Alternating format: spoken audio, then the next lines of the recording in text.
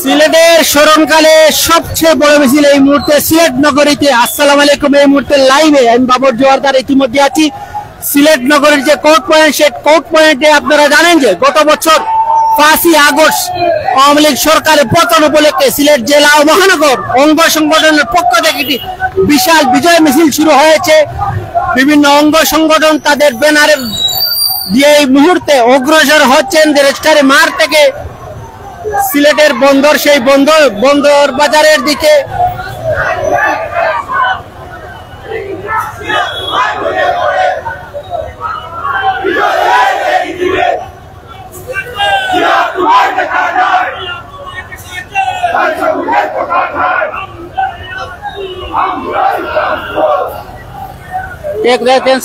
Comments করে জানাতে পারেন, সেই সাথে শেয়ার করে সবাইকে দেখার সুযোগ করে দিতে পারেন। একটি বিশাল মিছিল, হাজার হাজার কর্মীরা কিন্তু ইতিমধ্যে সিলেটের রাজপথে বৃষ্টিকে উপেক্ষা করে তারা এই বিজয় মিছিল অংশগ্রহণ করেছেন।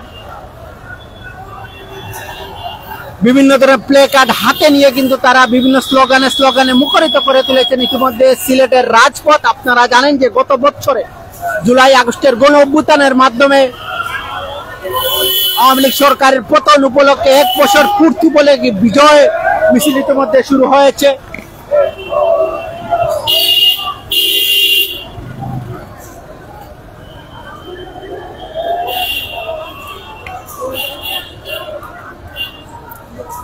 অসংখ্য ভাইয়ের বাইরের মধ্যে লাইভে সংযুক্ত হয়ে আছেন।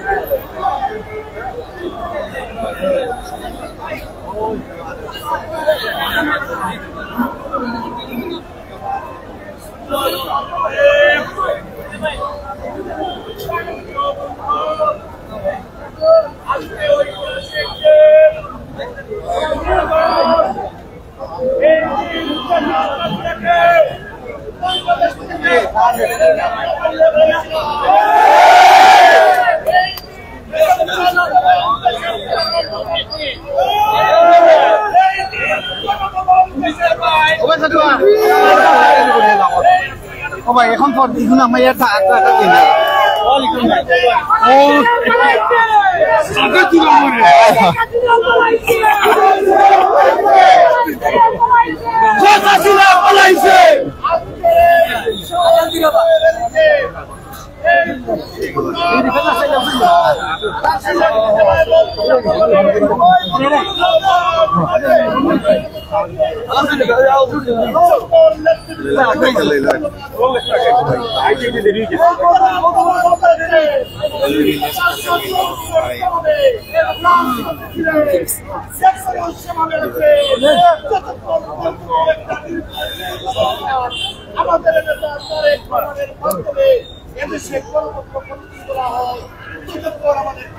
দর্শক আপনারা দেখতে পাচ্ছেন ইতিমধ্যে সিলেটের বন্ধবাজার, সেই বন্ধবাজারে কানায় কানায় পরিপূর্ণ হয়ে আছে। সিলেট জেলা মহানগর অঙ্গ সংগঠনের পক্ষ থেকে হাজার হাজার নেতৃবৃন্দরা ইতিমধ্যে আপনারা জানেন যে গত বছর জুলাই আগস্টের গণ অভ্যুত্থানের মাধ্যমে শেখ হাসিনার পতন হয়েছিল, তার 1 বছর পূর্তি উপলক্ষে বিজয় র্যালিতে অংশগ্রহণ করেছেন হাজার হাজার কর্মীরা। ইতিমধ্যে সিলেটের যে বন্দরবাজার কোর্ট পয়েন্ট, সেই কোর্ট পয়েন্টে লোকারণ্য হয়ে আছে।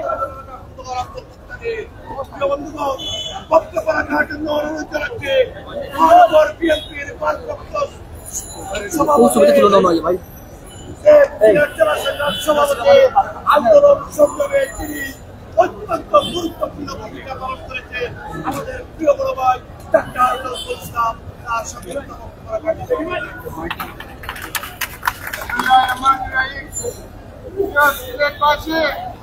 আমরা 18 বছরের আন্দোলন সংগ্রামের মাধ্যমে হাজার হাজার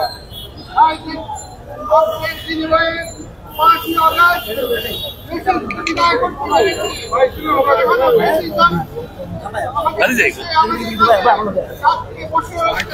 আমাদের আন্দোলন কতক্ষণ পর্যন্ত অব্যাহত থাকবে, যতক্ষণ পর্যন্ত নির্বাচিত সরকারের মাধ্যমে আমাদের আগামী দিনে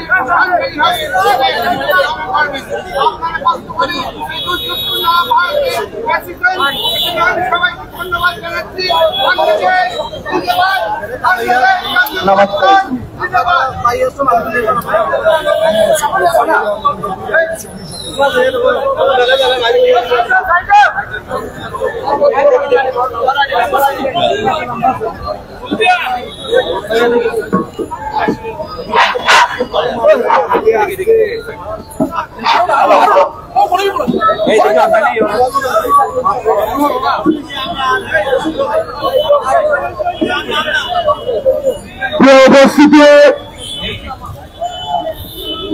আজ থেকে পুরো 1 বছর পূর্বে অর্থাৎ 5ই আগস্ট 7 তারিখ আমরা এই কোর্ট সহ এই শহরের উপলক্ষে আমাদের নেতা কর্মীরা গুলি খেলেছে, রাজপথ ছেড়ে। আর এই 25 সরকারের যারা পুলিশ বাহিনীর সাথে ছিল তারা কিন্তু এদিতে পারেনি, তাদের সাথে অস্ত্র ছিল, সবকিছু ছিল, তারপরে এদিতে পারেনি। তার কারণ হচ্ছে জনগণ তাদের সাথে ছিল না, এদিকে ছিল না। আজকের বিজয় শেষে এখানে বক্তব্য রাখছেন মানবের জাতীয়তাবাদী দল সিলেট জেলা শাখার সংগ্রামী সভাপতি জনাব আব্দুল কাইম চৌধুরী। জনাব আব্দুল কাইম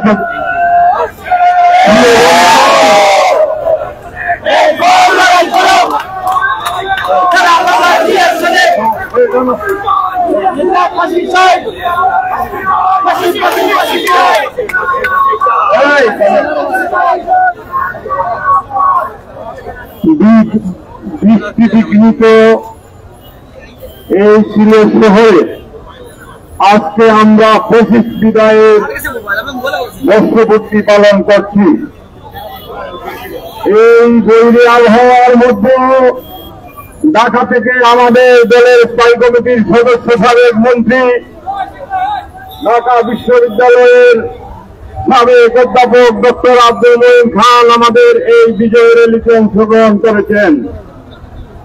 আমরা জেলা মহানগর এই শত প্রতিকূলতা এবং খারাপ ওয়েদারের মধ্যে আমরা আজকে বৃষ্টিতে ভিজে আমরা হাজার হাজার নেতাকর্মী ঐক্যবদ্ধ হয়েছি। তার একটি মাত্র কারণ, এই মধুবন মার্কেটের সামনে আমরা 19 তারিখে সাংবাদিক ক্লাবকে হত্যা করতে দেখেছি। এই হাসান মার্কেটের সামনে আমি সহ আমাদের অজস্র নেতাকর্মীরা গুলিবিদ্ধ হতে দেখেছি। আমরা 13 জন সাথীকে আমরা এই আন্দোলনে হারিয়েছি। সমগ্র সিলেটে 30 জন নেতাকর্মীকে আমরা হারিয়েছি। তার এই বর্ষপূর্তিতে